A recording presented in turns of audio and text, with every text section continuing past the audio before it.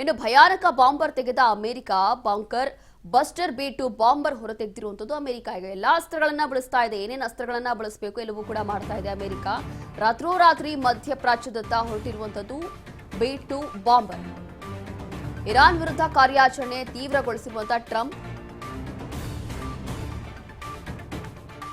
ಹಾಗಾಗಿ ಎಲ್ಲಾ ಅಸ್ತ್ರಗಳನ್ನ ಬಳಸ್ತಾ ಇದ್ದಾರೆ. ಈಗ ಭಯಾನಕ ಬಾಂಬರ್ ಅನ್ನ ತೆಗೆದಿರುವಂತದ್ದು ಅಮೆರಿಕ. ಈಗ ಬಂಕರ್ ಬಸ್ಟರ್ B2 ಬಾಂಬರ್ ಹೊರ ತೆಗೆದಿರುವಂತದ್ದು ಅಮೆರಿಕ. ಈಗ ರಾತ್ರೋರಾತ್ರಿ ಮಧ್ಯಪ್ರಾಚ್ಯದತ್ತ ಈ ಒಂದು ಬಾಂಬರ್ ಹೊರಟಿದೆ. ಇರಾನ್ ವಿರುದ್ಧ ಕಾರ್ಯಾಚರಣೆ ತೀವ್ರಗೊಳಿಸ್ತಾ ಇರುವಂತದ್ದು ಅಮೆರಿಕ ಅಧ್ಯಕ್ಷ ಡೊನಾಲ್ಡ್ ಟ್ರಂಪ್.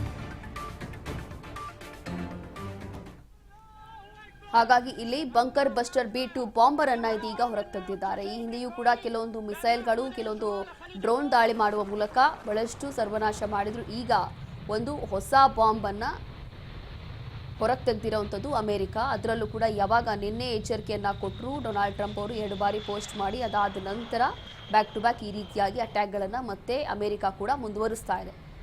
ಅದರಲ್ಲೂ ಕೂಡ ವಿಶೇಷವಾಗಿ ಅವರ ಟಾರ್ಗೆಟ್ ಇರುವಂಥದ್ದು ಬಹಳಷ್ಟು ಜಾಗಗಳನ್ನು ಟಾರ್ಗೆಟ್ ಮಾಡ್ಕೊಂಡಿದ್ದಾರೆ ಇರಾನ್ನಲ್ಲಿ. ಅದರಲ್ಲೂ ಕೂಡ ಇರಾನ್ನಲ್ಲಿ ಇರುವಂಥ ಕೆಲವೊಂದು ಆರ್ಮಿ ಕ್ಯಾಂಪಸ್ಗಳು, ಕಚ್ಚಾ ತೈಲ ಘಟಕಗಳಿರ್ಬೋದು, ಅದರಲ್ಲೂ ಈಗ ಬೇರೆ ಬೇರೆ ಜಾಗಗಳು ಅಥವಾ ಜನವಸತಿ ಪ್ರದೇಶಗಳು